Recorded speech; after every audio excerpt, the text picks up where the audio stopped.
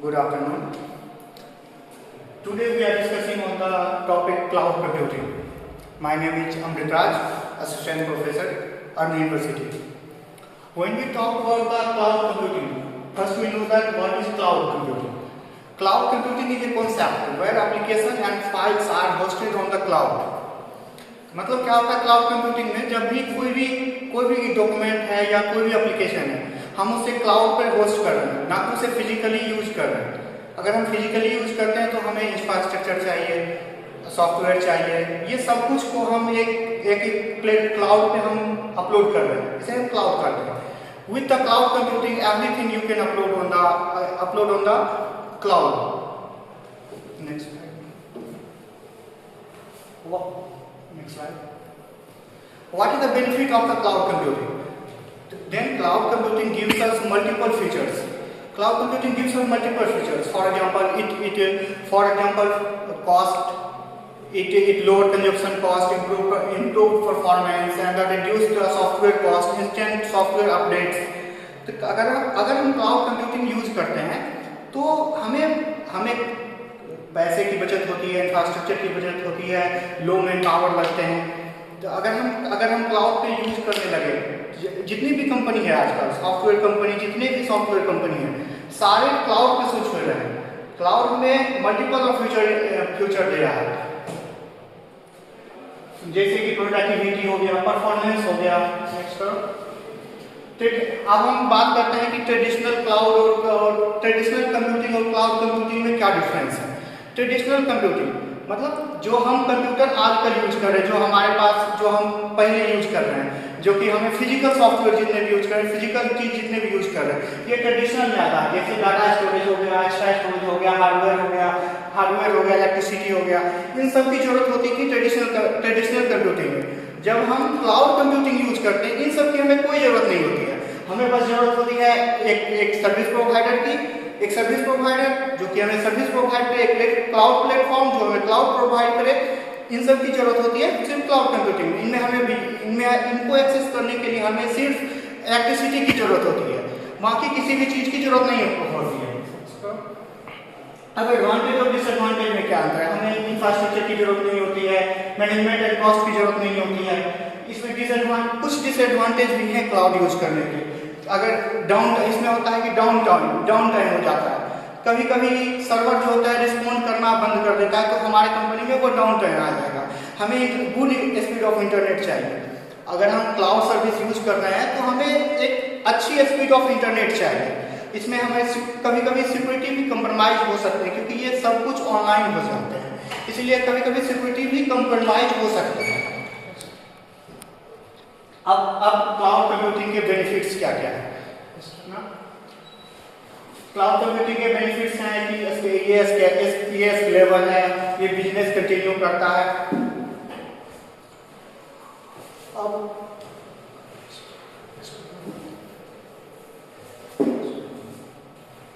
अब इवोल्यूशन, हम बात करते हैं evolution of cloud computing. Cloud computing शुरू कैसे हुआ? Cloud computing all about the it start in the 1950। 1950 से ये क्लाउड कंप्यूटिंग शुरू हुआ। इसकी एवोल्यूशन होती है सबसे पहले डिस्ट्रीब्यूटेड कंप्यूटिंग से, फिर आया मेनफ्रेम कंप्यूटिंग, फिर क्लस्टर कंप्यूटिंग आया, फिर ग्रिड कंप्यूटिंग आया, फिर वर्चुअलाइजेशन की टेक्निक। ये सब जितने भी distributed computing, mainframe computing, cluster computing, grid computing, ये सारे फिजिकल कंप्यूटर थे, जिनके लिए हमें एक लार्ज सेटअप की जरूरत होती थी। फिर आया हमने वर्चुअलाइजेशन। इन सबको वर्चुअलाइजेशन करना शुरू किया, मतलब हम फिजिकल छोड़ के फिजिकल इंफ्रास्ट्रक्चर छोड़ के हम क्लाउड पर स्विच करना शुरू किए। फिर आया हमारा वेब पॉइंट 2.0, फिर service orientation and utility computing. Then 2007 में हमने इंट्रोड्यूस किया क्लाउड कंप्यूटिंग को। अब क्लाउड कंप्यूटिंग में क्लाउड कंप्यूटिंग मॉडल्स पे काम करता है। सबसे पहला मॉडल होता है हमारा सॉफ्टवेयर एज ए सर्विस। तीन सर्विस पे काम करते हैं, जैसे software as a service, platform as a service, infrastructure as a service. इसे हम कहते हैं, इसको सॉफ्ट फॉर्म में कहते हैं SaaS, PaaS एंड IaaS। तीन तरह के डिप्लॉयमेंट मॉडल भी होते हैं हमारे पास।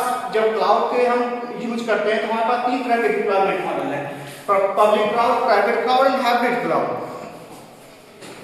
अब हम बात करते हैं इंफ्रास्ट्रक्चर एज ए सर्विस पे। इंफ्रास्ट्रक्चर एज ए सर्विस क्या है? Infrastructure as a service means होता है कि एक क्लाउड कंपनी है जो कि हमें क्लाउड सर्विस प्रोवाइड कर रहा है। वो सिर्फ हमें इंफ्रास्ट्रक्चर प्रोवाइड करेगा, सच एज ये ऑपरेटिंग सिस्टम प्रोवाइड कर रहा है। ऑपरेटिंग सिस्टम जब प्रोवाइड कर रहा है तो इसमें हम सिर्फ ऑपरेटिंग सिस्टम जो भी सॉफ्टवेयर हैं वो हमें इंफ्रास्ट्रक्चर के तौर पे मिलेगा। जैसे हम सर्वर रूम सर्विस पे बात करते हैं तो इसमें क्या होता है कि इंफ्रास्ट्रक्चर में हमें एक सर्वर रूम चाहिए। अगर हम फिजिकली बात करते सर्वर रूम होता है, ये हमें क्या करता है, फिजिकल सर्वर को हटा के एक वर्चुअल सर्वर हमें दे देता है। वर्चुअल सर्वर पे हम काम करते हैं, इसे हम कहते हैं infrastructure as a service. Next करते हैं हमारा एक, अब इसका एडवांटेज होता है ये इंफ्रास्ट्रक्चर एज ए सर्विस का क्या है, ये शेयर्ड इंफ्रास्ट्रक्चर पे वर्क करता है। मतलब एक इंफ्रास्ट्रक्चर हमने बना दिया, वर्चुअली इंफ्रास्ट्रक्चर बना लिया, अगर दूसरा ऑर्गेनाइजेशन भी चाहे तो उसे यूज कर सकता है। एक कॉमन इंफ्रास्ट्रक्चर बना के हम मल्टीपल आपका इंफ्रास्ट्रक्चर को यूज कर सकते हैं। इसमें क्या होता है, पे पर मॉडल, मतलब जितना इंफ्रास्ट्रक्चर हम यूज करेंगे उतना ही पे करेंगे। अगर हम एक सॉफ्टवेयर यूज कर रहे हैं तो हमें एक ही सॉफ्टवेयर की पेमेंट करनी है, ना कि पूरे इंफ्रास्ट्रक्चर को यूज करने का पेमेंट हमें करना है। अब इसकी कुछ डिसएडवांटेज भी है। अब जैसे सिक्योरिटी, अगर हम वर्चुअली यूज कर रहे हैं तो जरूर ये इंटरनेट के वीआई इंटरनेट एक्सेस हो रहा है, कभी सिक्योरिटी कंप्रोमाइज हो सकती है कि ये 100% सिक्योर नहीं है। अब इसमें दूसरा पॉइंट आता है मेंटेनेंस एंड अपग्रेड। अब मेंटेनेंस एंड अपग्रेड की बात होती है तो ये हमारे कंपेयर, जैसे हमें अपने सिस्टम में आज के आज अपडेट चाहिए, हमने कोई सिस्टम आज सॉफ्टवेयर बनाया जिसे आज के आज अपडेट चाहिए। अगर हम क्लाउड पर स्विच कर रहे हैं तो हमें एक रिक्वेस्ट भेजनी पड़ती है क्लाउड प्रोवाइडर को, ताकि वो हमारे सिस्टम को अपग्रेड करे। इसलिए हमें इसमें कभी एज ए लेटेंसी शो हो जाती है, इसलिए हम ये मेंटेनेंस एंड अपडेट में कभी सिक्योरिटी कंप्रोमाइज होती है। अब हमारे पास इंफ्रास्ट्रक्चर एज सर्विस प्रोवाइडर है, जैसे अमेज़न वेब सर्विस, नेटमैजिक हो गया, रिलायंस हो गया, टाटा हो गया, ये सब हमें cloud infrastructure as service provide कर रहे हैं। अब हमारा दूसरा टॉपिक आता है प्लेटफॉर्म एज ए सर्विस। अब हमारे पास इंफ्रास्ट्रक्चर तो हो गए, अब हमें चाहिए कि एक प्लेटफॉर्म जहाँ की हम अपने सॉफ्टवेयर को डिप्लॉय कर सकें। जो भी हम सॉफ्टवेयर बनाए हैं उसके लिए तो एक प्लेटफॉर्म चाहिए हमें, जो कि प्लेटफॉर्म हमें क्लाउड प्रोवाइडर हर कुछ हमें क्लाउड प्रोवाइड कर रहा है। ये प्लेटफॉर्म हमें प्रोवाइड किया। अब प्लेटफॉर्म पे हम इस पे हम इजीली क्रिएट कर सकते हैं, डिप्लॉय कर सकते हैं और रन कर सकते हैं। कोई भी प्रोग्राम की हमें multiples of the coding language, ये डेवलपमेंट मल्टीपल कोई भी कोडिंग लैंग्वेज में हम इसे डिप्लॉय कर सकते हैं। ये हमें हर प्रोग्रामिंग लैंग्वेज प्रोवाइड करता है, जैसे C++, जावा, कोई भी लैंग्वेज में एप्लीकेशन फ्रेमवर्क होता है। कोई भी फ्रेमवर्क हो गया, सच एंड्रॉइड स्टूडियो हो गया, जावा हो गया, iOS हो गया, हर स्टूडियो ये प्रोवाइड करता है।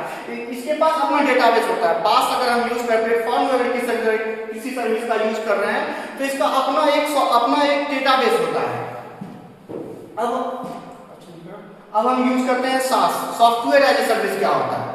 अब हमें प्लेटफॉर्म भी मिल गया, इंफ्रास्ट्रक्चर भी मिल गया। एक सॉफ्टवेयर कैसे यूज करेंगे। अब हमारा प्लेटफॉर्म सॉफ्टवेयर बन चुका है, अब हमें कहीं तो सॉफ्टवेयर को होस्ट करना पड़ेगा ताकि हम इंड यूजर तक पहुंच पाए।